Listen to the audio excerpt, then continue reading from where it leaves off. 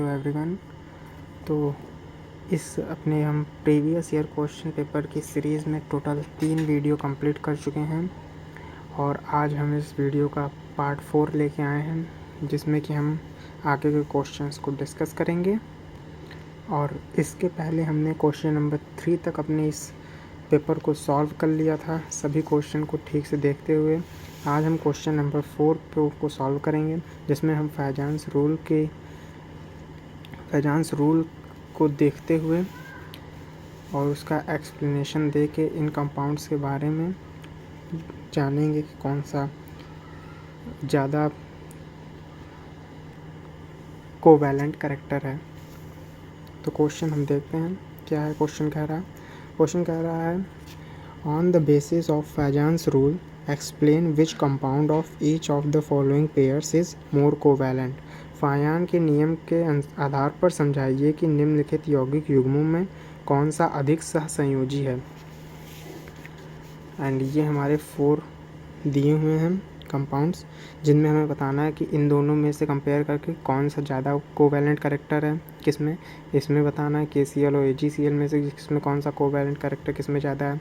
CuO और CuS में बताना है, CaCl2 और HgCl2 में बताना है कि किसमें कौन ज़्यादा मोर कोवैलेंट कैरेक्टर है। हमारा पहला क्वेश्चन है कि SnCl2 और SnCl4 में किसमें सबसे ज़्यादा मोर कोवैलेंट कैरेक्टर है। तो आपको मैं बता दूं कि हमारे पास जो कंपाउंड होता है उसमें पहला वाला हमारा क्या होता है, कैटायन होता है, दूसरा एनायन होता है। तो कैटायन ऐसा कंपाउंड कैटायन में जिसमें कोवैलेंट कैरेक्टर ज़्यादा होगा तो वो कैटायन क्या होगा, वो कैटायन आपका छोटा होना चाहिए। कैटायन आपका जितना छोटा होगा उतना उसमें कोवैलेंट कैरेक्टर ज़्यादा पाया जाएगा। ये चीज़ किसके लिए होती है, ये होती है कैटायन के लिए। कैटायन जितना अपने अंदर चार्ज रखेगा और जितना छोटा होगा उसमें उतना ही ज़्यादा कोवैलेंट कैरेक्टर पाया जाएगा। और एनायन के लिए इसका ठीक उल्टा होता है। एनायन जितना बड़ा होगा एनायन उतना उसमें ज़्यादा मोर कोवैलेंट कैरेक्टर पाया जाएगा। तो आपके लिए 2 रूल मैंने बता दिए हैं कि कैटायन का सबसे छोटा होना ज़रूरी है तभी उसमें मोर कोवैलेंट कैरेक्टर पाया जाएगा, और एनायन में जितना बड़ा होगा उतना उसमें मोर कोवैलेंट कैरेक्टर पाया जाएगा। तो अब देखिए, जैसे हमारा पहला क्वेश्चन कह रहा है कि SnCl2 और SnCl4 में किसमें ज़्यादा कोवैलेंट कैरेक्टर पाया जाएगा। तो देखिए यहाँ पे 2 है, यहाँ 2 माइनस है तो यहाँ पे 2 प्लस होगा, और यहाँ 4 माइनस है तो यहाँ पे 4 प्लस होगा SN के ऊपर। तो देखिए SN को हम कहते हैं 10 और यहाँ पे दिया हुआ है, देखिए SN2 है तो यहाँ पे 2 प्लस हो जाएगा। तो SN जो होगा अपना 2 इलेक्ट्रॉन दे देगा जिससे उसका साइज़ थोड़ा छोटा हो जाएगा। और यहाँ पे क्या होगा, इसका ठीक उल्टा SN4 प्लस 4 इलेक्ट्रॉन दे देगा तो इसका साइज़ इससे भी छोटा हो जाएगा। तो SN4 ज़्यादा कोवैलेंट कैरेक्टर शो करेगा। SN4 is more covalent than SnCl2। This is because SN4 ion has greater charge, क्योंकि SN4 अपना 4 इलेक्ट्रॉन दे देगा जिससे कि जितने अब उसके पास इलेक्ट्रॉन बचे हुए हैं उसको बहुत ज़्यादा तेज़ी से पकड़े रहेगा और छोटा हो जाएगा। एंड स्मॉलर साइज, एंड इसका क्या साइज होगा, स्मॉलर साइज होगा किससे, SN2 प्लस आयन से। And hence has greater polarising power, इसलिए इसके पास सबसे ज़्यादा पोलराइजिंग पावर होगी किसके पास, SN4 के पास, और SN2 प्लस इससे कम पोलराइज पावर रखेगा। अब अगला क्वेश्चन कह रहा है KCl और AgCl। तो देखिए यहाँ पे Cl और Cl बराबर है तो हम कंपैरिजन ऑफ Cl एनायन में नहीं करेंगे, हम कंपैरिजन किस में करेंगे, कैटायन में, क्योंकि ये दोनों डिफरेंट हैं। तो K यानी हमारा पोटेशियम होता है, Cl chloride. KCl is more covalent than AgCl because Ag plus cation is generally bigger and larger than K plus atoms. अब हमें कैसे पता चला कि K प्लस जो होता है बड़ा होता है किससे, AgCl से कैसे हमें पता चलेगा कि ये बड़ा होता है। तो KCl जो होता है, जो K होता है पोटेशियम, ये हमारे पीरियोडिक टेबल में 4th पीरियड में पाया जाता है, और Ag क्या होता है हमारा 5th पीरियड में पाया जाता है। तो आपको पता है अपर टू बॉटम आने पे क्या होता है, साइज बढ़ती है। तो क्या होगा, K 4th पीरियड में पाया जाता है तो K की साइज़ छोटी होगी किससे, AgCl से, क्योंकि Ag 5 ग्रुप में पाया जाता है। तो 5 Ag की साइज़ बढ़ जाएगी जिसकी वजह से ये कैटायन है, और कैटायन जितना छोटा होगा उतना ज़्यादा मोर कोवैलेंट होगा। तो इसी वजह से KCl क्या होगा, मोर कोवैलेंट होगा किससे, AgL से, because Ag plus cation is generally bigger and larger size than K plus. So AgCl has less covalent character than KCl। ये आपका एक्सप्लेनेशन होगा।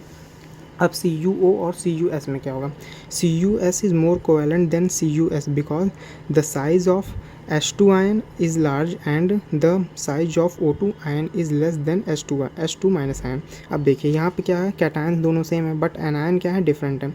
और आपको पता है ऑक्सीजन आपका 16 ग्रुप में पाया जाता है और उसके नीचे 16 ग्रुप में पाया जाता है और ऑक्सीजन के नीचे सल्फ़र होता है।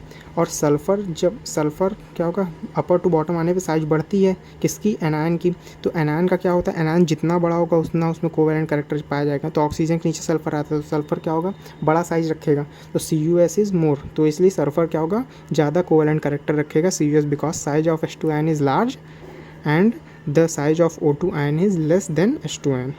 तो ये आपका हो गया फैजान रूल के अकॉर्डिंग आपका मैंने बताया कि कौन सा मोर कोवेलेंट कैरेक्टर रखेगा। अब आपका ये होमवर्क है, आप इसको कमेंट बॉक्स में मुझे कमेंट करना कि इन दोनों में से कौन सबसे ज़्यादा मोर कोवेलेंट कैरेक्टर रखेगा, और मैं देखूँगा और जिसका राइट आंसर होगा उस पर मैं ज़रूर कमेंट करूँगा। एंड अब हमारा अगला क्वेश्चन नंबर बी कह रहा है कि what is standard electrode potential, discuss the importance of electrochemical series. मानक इलेक्ट्रोड विभव क्या है, विद्युत रासायनिक श्रेणी के महत्व की विवेचना कीजिए। तो इसको हम देखते हैं। आप लोग ने पहले पढ़ चुका होगा कि विद्युत रासायनिक श्रेणी या इलेक्ट्रोकेमिकल सीरीज़ क्या है। तो अब देखते हैं कि हम उसको अपने आंसर कॉपी में लिखेंगे कैसे, किस तरीके से इसको डिफ्रेंशिएट करेंगे वो देखते हैं। Standard electrode potential is a measurement of the potential of for equilibrium. अब देखिए स्टैंडर्ड इलेक्ट्रोड पोटेंशियल होता क्या है, ये होता है जो पोटेंशियल मेजरमेंट किया जाता है क्या, इक्विलिब्रियम में। जब किसी कोई रासायनिक अभिक्रिया इक्विलिब्रियम में होती है, मतलब कि उसमें ना कुछ बनता है ना कुछ घटता है, यानी वो वो रासायनिक अभिक्रिया केमिकल रिएक्शन अब इक्विलिब्रियम पे है, मतलब उसमें कुछ नहीं हो रहा है।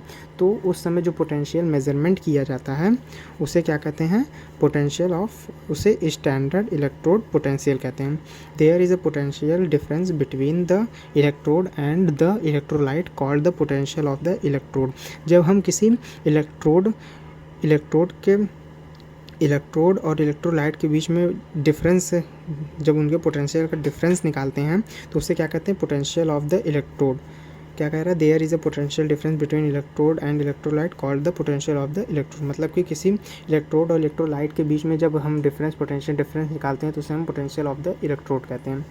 अब देखिए, under standard condition the standard electrode potential occurs in an electrochemical cell, say the temperature 298 Kelvin, pressure 1 atm, concentration 1 mole. The symbol E naught cell represent the standard electrode potential of the cell.